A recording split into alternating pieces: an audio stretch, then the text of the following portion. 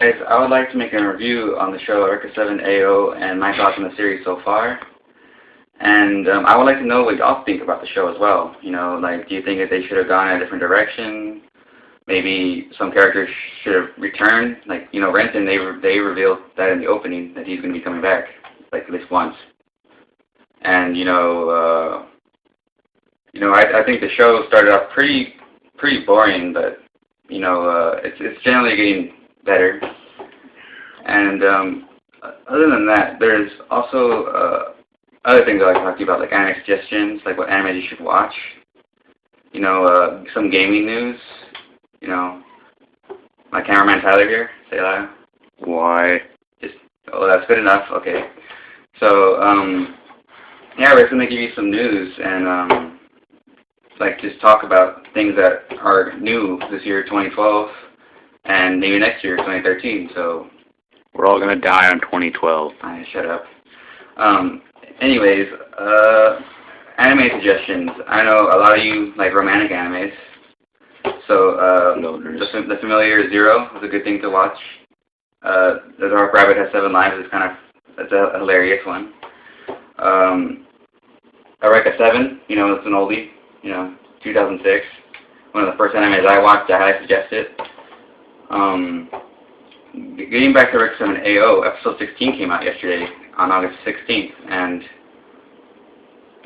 Today's the 18th relative. Okay, yeah. Yes.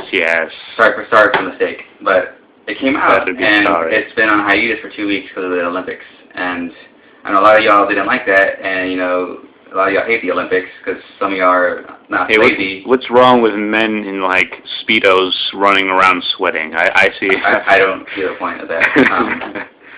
They could just might as well run naked. That's what the Greeks did. So it's back, the show, and if you haven't seen the show, if you haven't seen episode 16 yet, then I suggest you turn this video off because it's going to be spoilers. And in this episode, Ao is having crazy ass dreams, and he's dreaming that the secrets are not his enemies, and he has a dream where Eureka tells him that he is also born from the scub just like her, and then Eureka turns into Naru, and Naru says that something about becoming one with the scubs, and some weird kiss dream, which is kind of weird. And then at the end of the episode, Ao, he gets the quartz, and he turns into some freaking Super Saiyan weapon, and takes all the secrets in one go. But then Team Goldilocks, when he asks about them, no one knows who they are, so that's kind of confusing, right? And I'm thinking that maybe when he fired that weapon, it probably caused some paradox of some sort, because they went to, I think, Norway. That's where Chloe and Marv are from, and he asked about them, and no one knows who they are. And so, yeah, if you're probably really confused by now, because a lot of you probably already dropped the show after episode 12.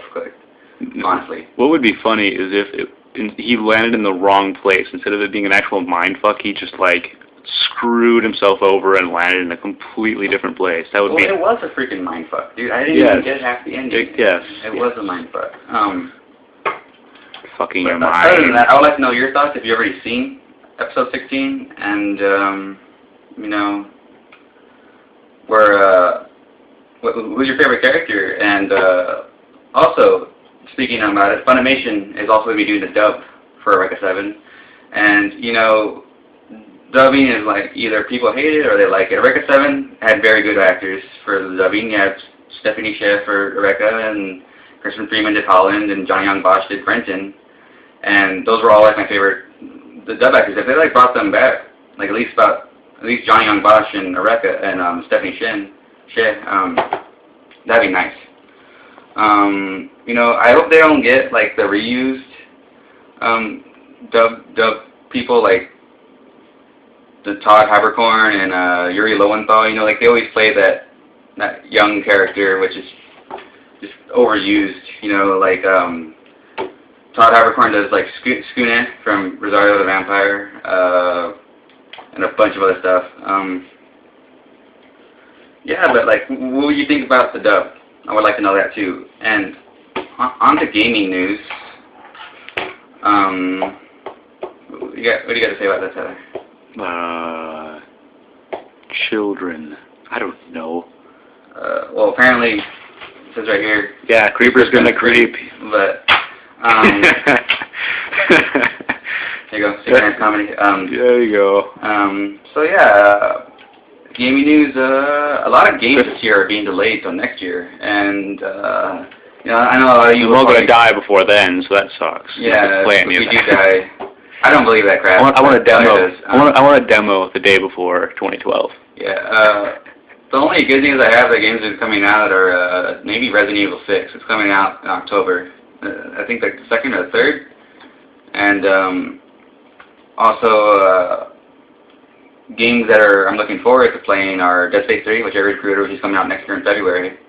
Halo 4, I stopped playing Halo around Reach. Come on, you can't hate on the Forge. The Forge is fun. Forge mode, custom games, that's never gonna get old. Well, it gets old when you're playing with Derek, okay? Like, okay. Yeah, hater. Let's go. Continue. Let's go. High five.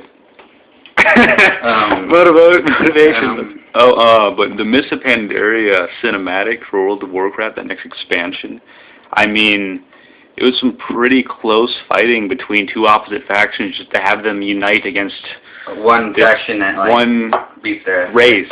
So some interesting news out there for World of Warcraft fans, you know. Amazing. The new expansion, what is it called again? Mists of Pandaria. The Mists of Pandaria expansion, which is coming out when? I think it would be the 20-ish of next month of August. I think it's the 24th to 6th, around there. There it is, August. Not August, I meant September. September, there you go. Or whatever the hell next month is. Old people. You know, speaking of voice actors as well, Troy Baker is doing the voice of Booker DeWitt from Bioshock Infinite, in case you want to know if you're a Troy Baker fan. He does Dante from Devil May Cry. He does a lot of voices too, not like Steve Blum, King of Anime. I want to be paid to talk in a microphone. I want to live in $1 million house for talking in a microphone. Yeah, that'd be nice. Right? We all agree. You know, what about that new graphics card that you were talking about? The G-Force Physics. Yeah, it showed off. Yeah, it was showed off with a Borderlands 2 preview. Actually, can incorporate real-time physics with games that would otherwise just be tons of freaking. When you have concrete cloth, it kind of makes the game unrealistic. Yeah, I don't want to break my face on a piece of cloth. You know, like. You know, games nowadays, you know, a lot of console games, physics are a good thing. You know, computer games, if you don't have a good graphics card, you're going to get a pretty blocky game. Look at Portal 2 without a good graphics card. You play Portal 2 on a laptop, you're not going to get that good of a play. It's going to look a lot more dated. The ending's still going to be fun. Yeah. I missed the original ending song from the first one, though, Still Alive. That was a good one. Until we run out of cake. Yeah. Wrap it up? Okay, well, this is this is actually my second video, and so just comment and subscribe, and I hope for better videos in the future, because this is pretty crappy right now. No, it's not crappy. You have a pretty interesting cameraman. Yes, you do. Yes. Don't